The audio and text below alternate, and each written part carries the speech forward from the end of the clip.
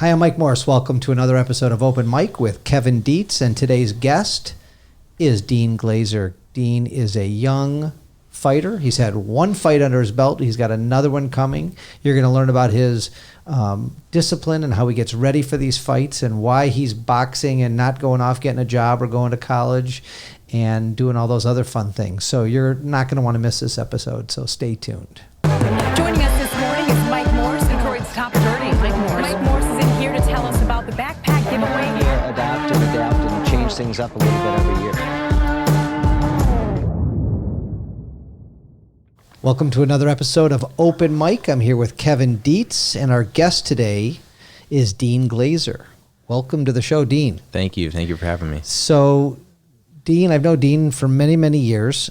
His father's a very good friend of mine, and we were having lunch next week, and I was learning about what he was up to. He just graduated Seaholm High School like a minute and a half ago. Yeah, class of 19. And most kids your age are going to college, getting jobs, doing something like that, right? Especially kids from middle class and upper middle class Birmingham, Bloomfield families, Jewish kids, good looking 6 foot plus tall kids are doing something like that, something traditional, but not him.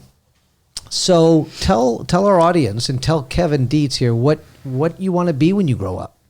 I would like to be a professional fighter in boxing and MMA is my goal. And I've been seeing that a lot with like new school fighters being able to go to and from sports.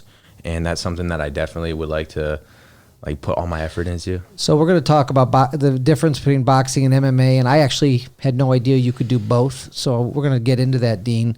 But, you know, how many years, when did you start? What was the first time you boxed or did MMA? Well, if we're going like back to when I was like a little kid, I grew up playing football and stuff, and I believe my dad, he did a lot of jiu-jitsu, and he got me into the gi, and like that's just like the uniform that you kind of wear. Sure. And I tried that for I think a few weeks and didn't really like it, didn't stick. I ended up going to school and like getting into other sports like lacrosse, and I played that for many years. I got to Groves High School. And to be honest with you, I felt like I couldn't defend myself. I had a couple altercations here and there, and I just realized I'm like, this is something I really am like interested in learning, some sort of martial art. And I had a friend, a really good friend of mine at the time, who was a state wrestler, and he got me into wrestling, got on the team, and I'll never ever forget. I walk up the stairs, and I didn't think I was training that day, and I had just gotten in trouble or something in the hallway, and then the wrestling coach is like, "Hey, what's your name, Dean? Okay, come up here with these guys." And these guys are like half my size. I'm like, what are they gonna do? I'm like 6'2" at least. And in sophomore year. Right. Wait, yeah. And then what happened? I want to hear what happened at the end of the story. What happened was I got cradled. To anybody that doesn't know, like cradle is probably a really uncomfortable, probably one of the most uncomfortable positions you could be put in wrestling, where like they just got your head and your leg and you're pretty much like kissing your own knee, whether you like it or not. And I was not flexible at the time, so I like got my butt whooped that whole practice By guys half your size. half my size or even smaller. I love that story. Yeah, even smaller. So I was like, oh man, like all right, humble down a little bit. Like, there's something to learn here. Yeah. And you went in there cocky, like I was going to take care of these kids. Yeah. Like I've always been respectful, but in my head I was thinking like, no way they're going to do what they're doing to each other to me. And I was like, even seeing it, okay, I'm not going to let that happen. And it happens again and again and again. So I was like, okay.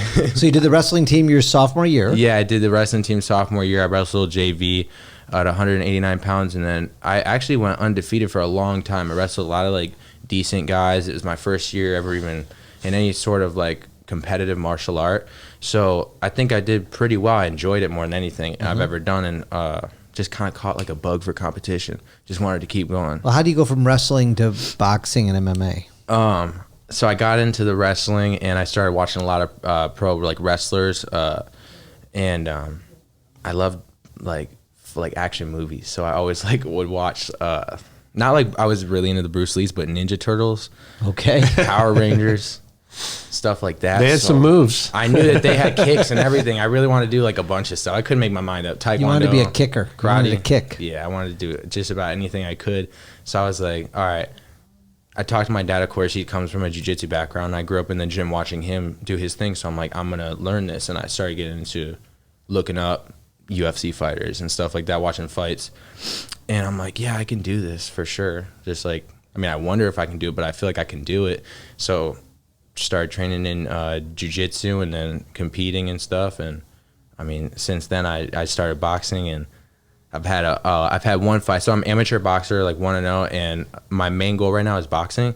But I just like, I love every part of fighting. So it's like the grappling, the striking, everything. So I know a little bit about things like jiu-jitsu and MMA now I've never done it, but one of my good friends, Jason Wechter, owns the MASH.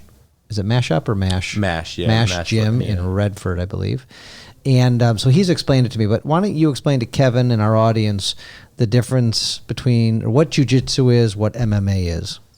So jiu-jitsu is, and forgive me if I'm not 100% correct on this, but the Gracie family really originated like Gracie Jiu-Jitsu. And that was like the fundamental ground fighting, submission grappling, where guys were taking people to the ground twice their size, and the small guy was always winning. He was winning via armbar, triangle, whatever they could. And these are just submissions on the ground to get your opponent to either tap out, or if they don't, they either break an arm or go to sleep. And there's a lot of logistics and a lot of creativity and a lot of maneuvering and thinking through this process, isn't there? I mean, these are smart people. You got to be smart to do this. Yeah, that's what are they going to do? And I'm going to do this, and then I'm going to counter with this. And I mean, that's how Jason explains it to me, and it's pretty fascinating. Yeah, because you don't have to be huge. Nope. You're saying some of the smallest guys can win. Yeah. I get handled all the time by smaller guys, all the time. Yeah, and like, and then you have your good days, bad days, but regardless, jiu-jitsu is jiu-jitsu. So you spend your time on the mat, you're going to get good. So jiu-jitsu is not traditional fighting. You're not in a ring. They call it, what do they call it? Rolling? Rolling. So, you kind of just, it's like little mini competitions between you and whoever? Yeah, so like if you, I guess like walking into like a jiu-jitsu practice, average day is probably, you go in, you maybe like run around a circle, do some stretches, and something called shrimping, where you lay on the ground. It's where, like, if you're on the bottom in a fight, where you create space to either get up or get to your guard, just advantage point, like on the ground. So you create space by shrimping. You practice stuff like that, how to fall to minimize the impact, and you just kind of warm up with stuff that you'll do every day. And then every day is different. Usually like a teacher will be in there, show a move, work, and then so like every day is usually different, but based on like the same concepts, like, whether it's half guard or side control. If you do that on Monday, usually like on Wednesday they'll be like going over the same thing. So jiu-jitsu is it kind of like, how does it relate to like a karate or a judo or something like that?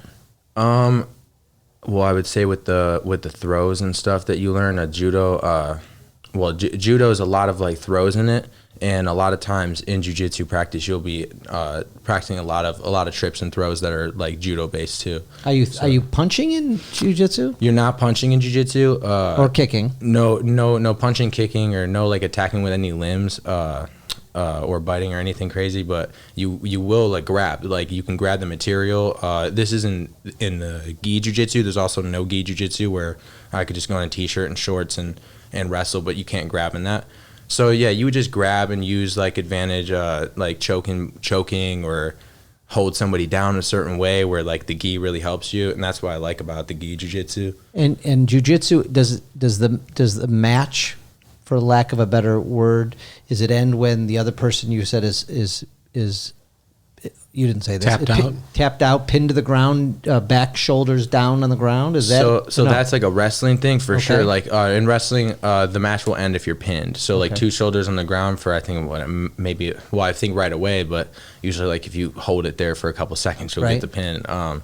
In jiu-jitsu, it's always good to get somebody on their back. It's not necessarily like how you could, like the only place you could finish the fight, you can tap somebody out, then the match is over. Oh, so like you don't have to be on your back. You could be tied up in another way. Yeah, you could be tied anywhere. Like anywhere. There's a lot of submissions from, I think, any position that I've ever been in. Like there's usually somebody that knows, even in the class, somebody be like, I know something to do to that. And you're like, wow, okay. Like You know, so that's also a cool wait. part. So Dean, just like you're tied up, you tap out, and then somebody says to you, "Hey, next time you're in that hold, do this." Nice training Right? partners will show you that. Yes, So that's awesome. Yeah, So you're really learning. cool. So right, it's one of those things that you're always learning. It sounds like. Yes, always learning, and you're learning about like the other person too, because a lot of times, everybody's there to learn, right? So, it's fighting. It can get like a little intense sometimes, but everybody's really, really respectful. Anywhere I've really come across, and especially at Mash Gym, that's where I train at for Jiu-Jitsu right now, and people are pretty cool there. What role does strength play in it? Do you have to be strong, or is it more just knowing the moves and knowing how to react or how to read somebody? I would say strength plays a big factor because, I mean, if you're strong and you have like a solid, let's say you're stuck in an arm bar. I mean, common sense is if you could really keep your arm up, if you're really good at curling and you could keep it up, then you could probably work yourself out of submission easier. But there's also like a lot of technique that goes into it where, you could be not that strong and really, really be on top of your game. So both. I would say strength is a big advantage. It's not a necessity, but So do most MMA fighters, which stands for mixed martial arts, correct? Mm-hmm. Do most MMA fighters start with jiu-jitsu? I mean, is that like a background or a cornerstone of it, or no? I would say like the UFCs, from like the first UFCs up until like this day and age, probably wrestling, a wrestling background, and then we get into striking. And I know a lot of a UFC a lot of UFC fighters that started with wrestling, a lot of that. So, but there are some that come from like karate, taekwondo, and there's a lot of new fighters nowadays. You really gotta look out for guys, because there's a lot of great strikers that could be great at takedown defense. And so if you're really good on jiu-jitsu but you can't take the dude to the ground, you have to strike with this guy. So And what kind of striking do you train with? just the boxing right now. Boxing, and I train with K9 Bundrich, Cornelius Bundrich. He was a former 2-time world champion, IBF world champion. You could actually follow him on YouTube at K9 Boxing. He's got a really cool YouTube going, and I work with him. So Awesome. And I know there's grappling and chokeholds. And what's your background with all that stuff? I would say I got into wrestling at the same time as jiu-jitsu, so I would say an equal balance of both, like wrestling, jiu-jitsu, submission, grappling. So I'd say jiu-jitsu all the way. So, okay, great. But when you're boxing, you can't. It's footwork and traditional boxing. You're not using these other moves. Mm-hmm. Yeah, no. For me in particular, I just go to boxing just to train boxing. I keep it very separate. Like my jiu-jitsu training is my jiu-jitsu training, and then down the road, because I feel like I get good really fast. If I put a lot of effort into something, I could really understand it. So I feel I'm gonna box for a little bit, maybe a couple more years, and get a lot of amateur fights. And then by the time I get into MMA with the jiu-jitsu, I've already competed a lot, and I'll be able to go from boxing into MMA. And So you haven't had an MMA fight yet? Nope. Now, have you been in an MMA ring and fought? Not in a real fight. One in or your sanctioned backyard. fight. Yeah, with your dad maybe, or with my dad for sure. But you've not done any official MMA fighting? No, that's a dream. That's a dream. You want to do that now? The difference between MMA and boxing? I mean, there's a lot more striking to the face, a lot more punches thrown in boxing than there is versus an MMA fight. Is that true? Yes. And what did your parents feel when you went to them and said, "Hey, I want to be a professional boxer"? And we've seen, unfortunately, what happens to boxers, and after the boxing for many, many years with teeth getting knocked out and brains getting injured. And what was their reaction? Well, I would say about midway through high school, I kind of got the bug to fight. I made it pretty vocal. It's just what I want to do. I Right. just gave it a shot. They were really, really supportive, believe it or not. I mean, of course, as a parent, I can't imagine wanting your kid wants to fight. That's not something that if you love somebody, you don't want them to get hurt. Right.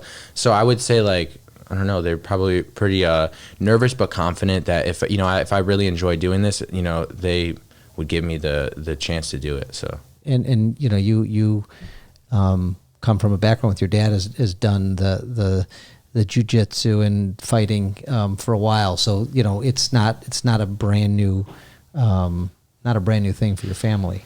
Yeah, no. My dad, he pretty much opened my eyes to everything. Like I said, I grew up watching him on the mat every Saturdays. I would go to the Warrior Way, and he'd be training. So I'd be seeing a lot of guys doing MMA there and jiu-jitsu. So I was really inspired, when I saw that. He's kind of your inspiration, it sounds like. Yeah, well, we share genetics, so I'm like, wait, if he can do it, I can do it. So it's funny because your dad just walked in, and Rocky, why don't you put some headphones on him and let him scoot down to the active microphone? So Kevin, go ahead. When you actually start getting hit, is that a separator for people? Because I would think all right, I want to fight, and then all of a sudden you get hit, and you're like, well, maybe I don't like it so much. It's I mean, do some people just respond well to actually getting hit?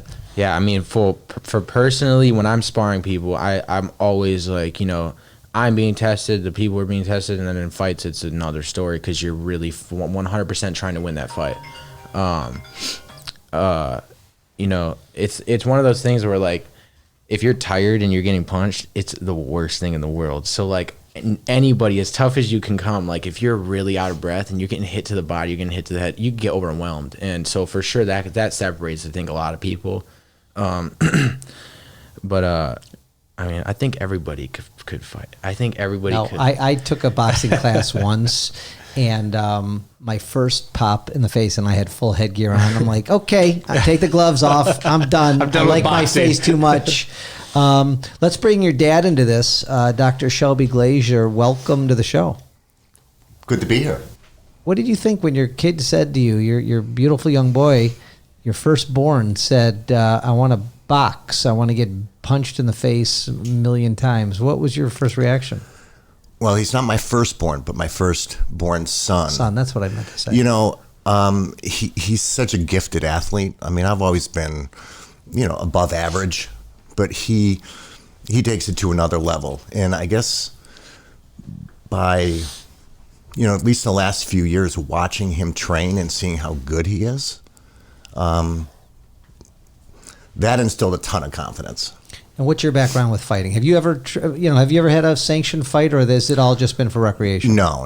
Just it's all been jiu-jitsu, grappling. No, getting punched in the face was never anything that I wanted to do. So what I'm learning, because one reason we're doing this is to teach not only us but our listeners and watchers, is the difference between jiu-jitsu, MMA, boxing, and I think we're getting a better understanding of it. I mean, the jiu-jitsu is just kind of recreational, working out, rolling on the mats, and trying to get the other person pinned. Basically, what you're doing is you're using leverage. You're using your opponent's. They're using leverage to basically put your opponent in a position where they say uncle, they give up. Right.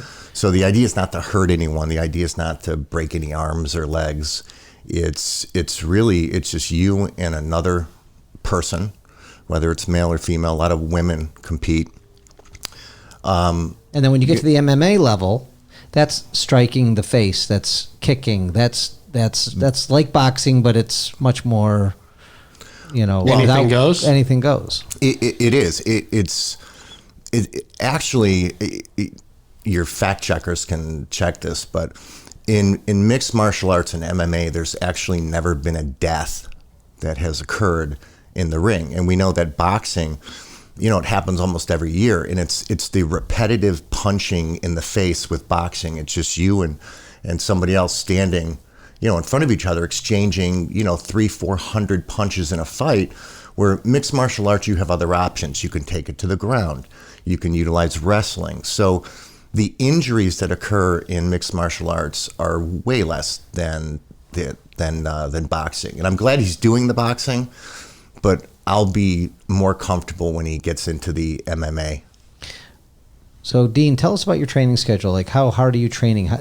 You told me at lunch last week you have your second fight coming up, February 29th? 29th, yes. Yeah. Good memory. Good memory there. That was good. So who do we know the guy's name you're fighting? Somebody. Some dude. Fighting. The other guy. And the other guy, the bad guy. And so tell me about, you got about a month to train. Tell me about your training.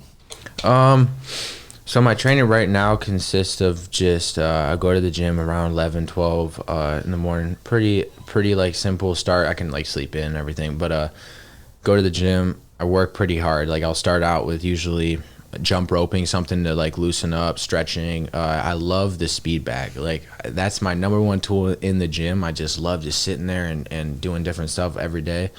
And I'll even get intense and put like full 18-ounce gloves on and try to hit it with the gloves just to burn my arms and stuff. And then I'll usually get in the ring, move around for at least a few rounds. I probably would do, closer to the fight, we'll do like, 6 to 12 rounds of just moving around, like intense moving around, shadow boxing, no gloves on, and then do a lot of core to strengthen like the body for body shots. And just when you're tired, you're like way more susceptible to getting hit to the body and fading in a fight, which means like backing up, letting the other guy build this momentum on you, which is never good.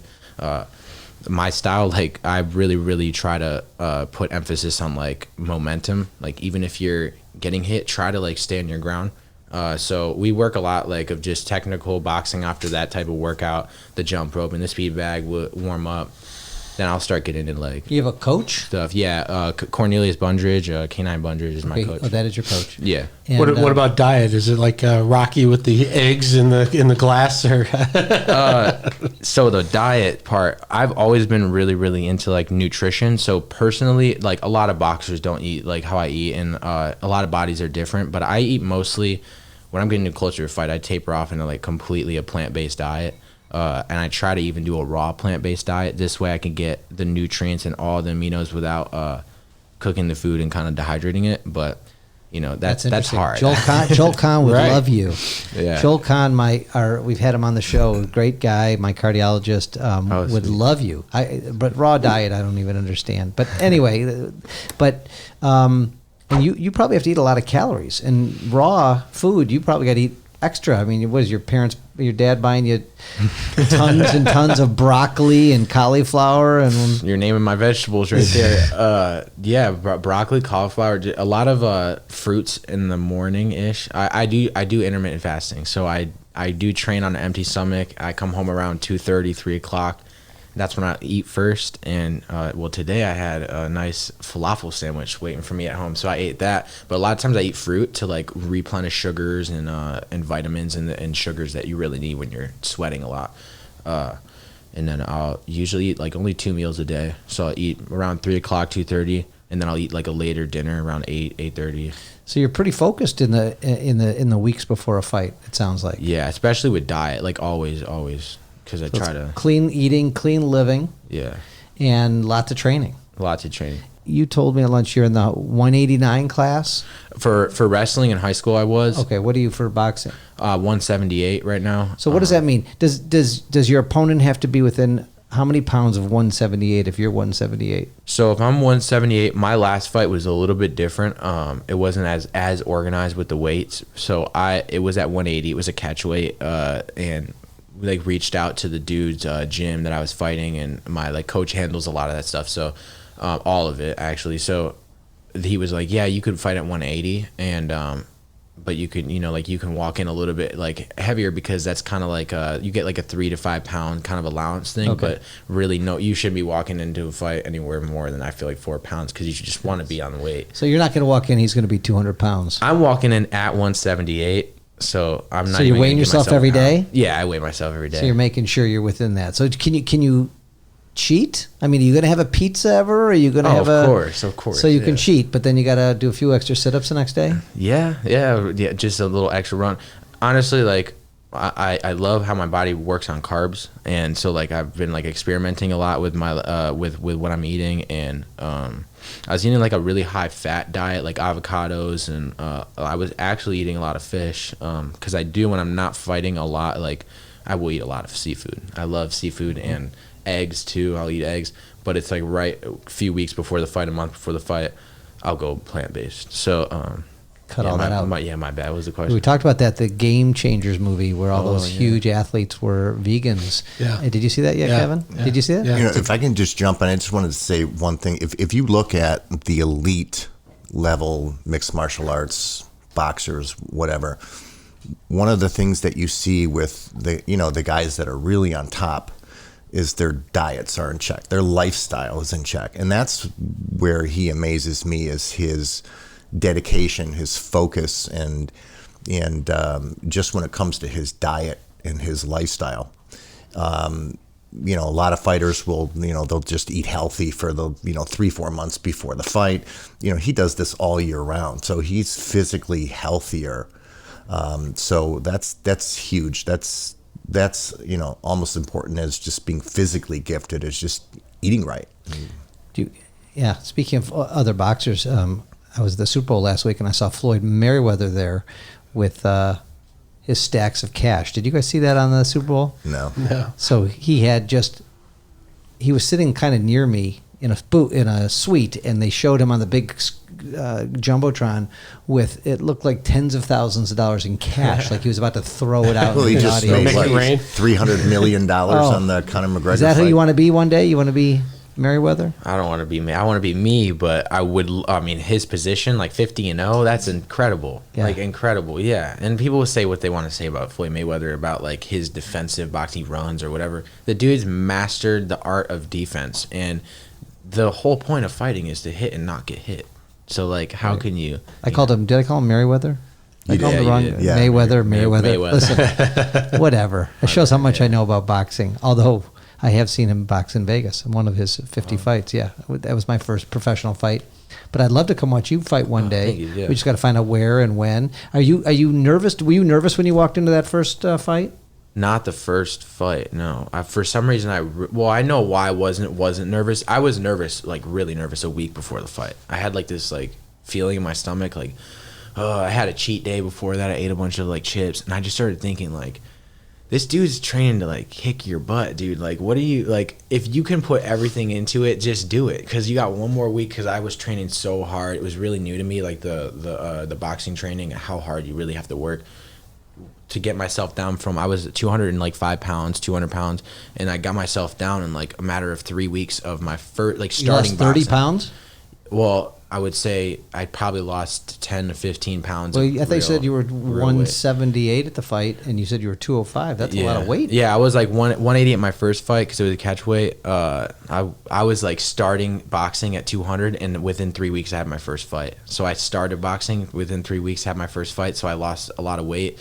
It was a lot to like take in too, because it's hard work when you first get into it. Your body's gonna like try to shut down. So that's where the nutrition's so important too, because if you're not feeding your body right and you're trying to overwork it, your body's. Have you broken any bones yet? I mean, do your hands My hand, yeah. Yeah, like I fractured, assuming I fractured my hand before my first fight. That's why you see me maybe playing with it. It hurts a lot. Like, I hit like the heavy bag, like at the bottom, just not being really smart and like coordinated. And I heard like a pop in my hand, and it was like right behind my knuckle, and it didn't hurt like bad at all when it happened. So I was just like, whatever. But then I've been training, and it's probably like a small, maybe it's fracture, I don't know. But I broken my toes skateboarding. That sucks. So are you excited for the second fight or nervous for the second fight? No, I'm excited. Yeah, You're excited. excited. Yeah. Dad, are you excited or nervous? I'm excited after seeing how well he did in his first fight, both just how calm he was and how confident he was. I don't worry about him. He's not going to come across anybody at this level that's going to give him a hard time. Did they videotape the first fight? I mean, have you watched it? Have you picked up on, did you have somebody analyze the tapes to say, hey, this is what I could do better, or, I'm putting the weight on the wrong foot, or, I let him get me in a corner, or anything like that? Oh yeah, I've watched that fight a lot, and even when I was in there, there's a level of like, as soon as the fight starts, your adrenaline's there, so you're kind of really in tune. Especially if you get like, after, I remember being really conscious of where I was at, and then like I coasted, like the third round happened, and I was like, that's weird. Like this fight's going by really fast, so I need to pick up the pace. How many rounds did it go? It was 3 2-minute rounds. So 3 2-minute rounds, then it's done. Done. So there was no knockout. There was no knockout. And there's probably not many knockouts at that level. Shelby, is that probably true? No, there's. You think there's yeah. some? Oh so yeah. 3 2-minute rounds are what amateurs fight. Yeah, I believe that it's usually 3 minutes. 3 minutes? They have like 3 rounds, 2-minute rounds. Yeah. No. Is it 3-minute rounds or 2-minute rounds? It depends. They call that they'll ask your team or whatever, or if it's already set in stone, it wasn't. They kind of like agreed at the fight. All right, does your fighter want to do? Somebody like came up to my coach and then came up to his coach asking, do you want to do 2-minute round? We agreed. I said whatever. It was 2-minute rounds that they chose. So I think that I think he should wear a Mike Morse T-shirt in the ring, and I want to be the bucket guy. I want to be the Paulie, for the Rocky thing, and I want We to can make it happen. Can I cut his eye open when he gets stuck open? I mean, is there a thing there? Can you talk about that? Yeah, there's negotiation. Well, I think that'd be fun. that would be fun. I mean, it wouldn't be that fun if you're moving. Right, if I have cuts to cut an eye, you don't want me cutting your eye open. Oh no. But listen, that's what I know from Rocky to this kid doing this. I mean, yeah, it's pretty cool. It's so it's such one-on-one competition, and it's just all happening. I mean, there's all kinds of different sports. I mean that boxing is so intense, and mixed martial arts is so intense. I mean, you must watch all the professional fights, right? Yeah, I watch a lot. The last one was what, 60 seconds or something? Yeah, no, I watch the 40-second Connor fight. That was crazy. Yeah, I was with my dad watching that. That was nuts. I'm impressed. Took him out with an elbow. Shoulder. But Yeah, it was interesting, right? It was weird. I was at a wedding, and everybody, all the people your age, were they're all huddled over, like, what's going on? They're like, the fight's started, and they're like this, they're like, the fight's over. It was like, it was like that. Millions and millions of dollars. I mean, that's the thing. These fights can go, the distance, or they can be done in 10 seconds. I mean, you've got two tough guys, and it's a fight. Anything can happen. I mean, but Shelby, and I guess I'm asking this to you and Dean, I've met some boxers, and I had some friends who were telling me about some, they were with Holyfield recently, and he's having a hard time talking. And, these guys have had long careers. They've been hit in the head thousands and thousands of times. You've had one fight. But, I mean, has things changed? I mean, it doesn't feel, they're not wearing headgear. They're getting punched in the face. This is not football where they have helmets on and they're stopping the one-on-one, the head-to-head contact. I mean, not much has changed. So what, why is this safe? So, well, let's just call it what it is. It's not safe. But when you have a passion for something and you have a gift, it's hard to not follow that dream. So that's number one. But number two, there was a debate with Dana White, who's the president of the UFC, years ago, where they talked about Muhammad Ali and how he couldn't, at the later stages, he developed Parkinson's. That there was no correlation between Muhammad Ali's health condition and boxing. There just isn't. And when you look at somebody like Muhammad Ali, that there's a lot of repetitive trauma that occurs, and closed head injuries is definitely in the realm of possibility. But he hasn't been hit all that much in his career, and Evander Holyfield hasn't been hit all that much in his career. But again, when you talk about boxing, it's repetitive, getting punched in the head, two people standing in front of each other that don't have anywhere to go except toe to toe. So that's why I would like to see him merge more into the mixed martial arts, where there are other options. And it, I hate to call it safer, but less injuries, less life-threatening injuries occur. Less blows to the head. Less blows to the head. These are days when I'm happy that I have daughters. What about you? Yeah, well, I don't think I'd want my son boxing or doing mixed martial arts. It scared me enough when he was taking kick returns in football, and he's running this way, and 11 guys are coming this way to take him out. Yeah, that's scary.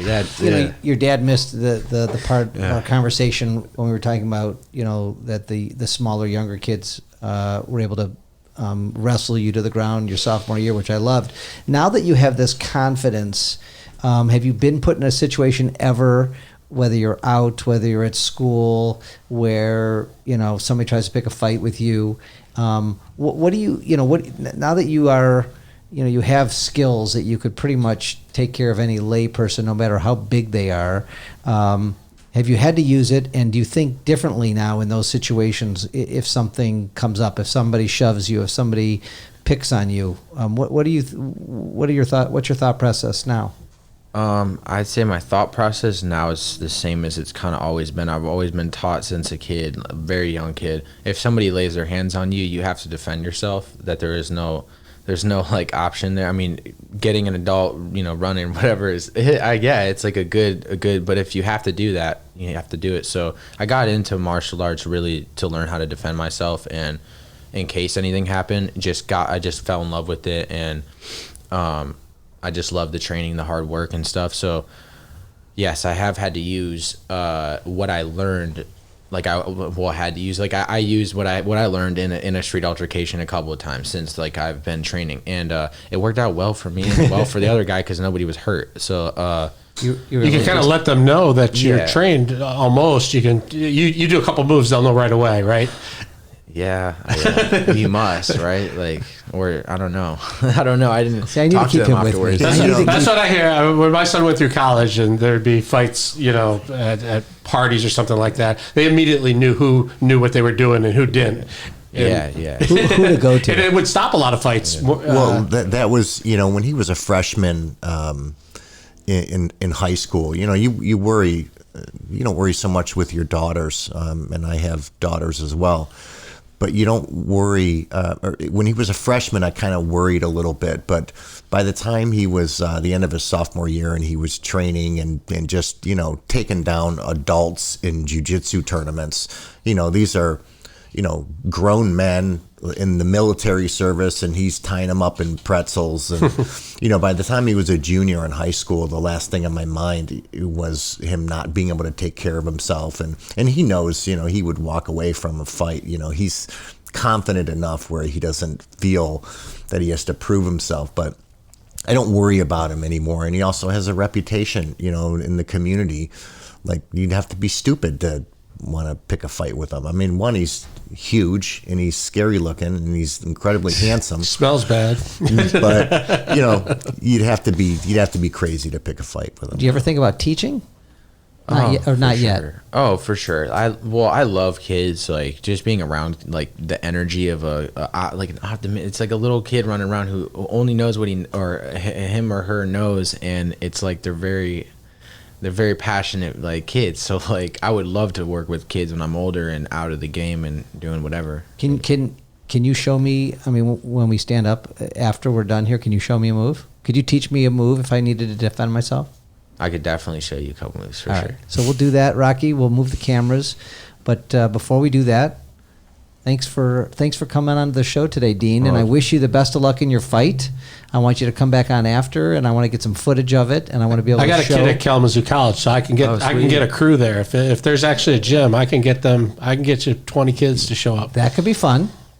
That would be a lot Shelby, of fun. Are we going That'd out? be a lot Absolutely. of fun. I appreciate that. Done. Yeah. Are you nervous during these fights?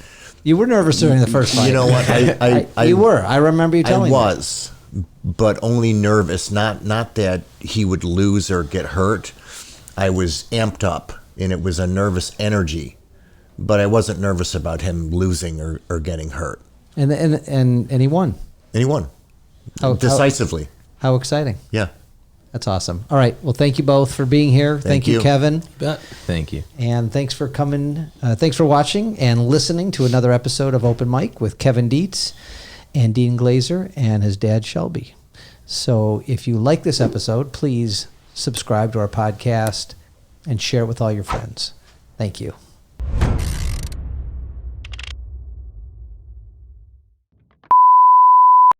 All right. Okay. So you coming at me here? Yeah. I'll come at you, and You come at me. I have no idea what you're doing. Okay. But you come up. Okay. So you grab me real tight here.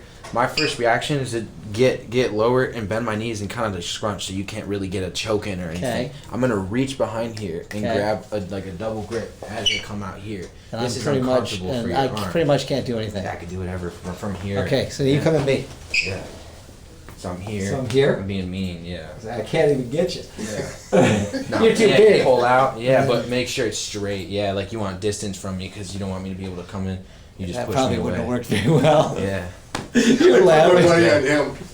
Thank you. Thank you. This was great.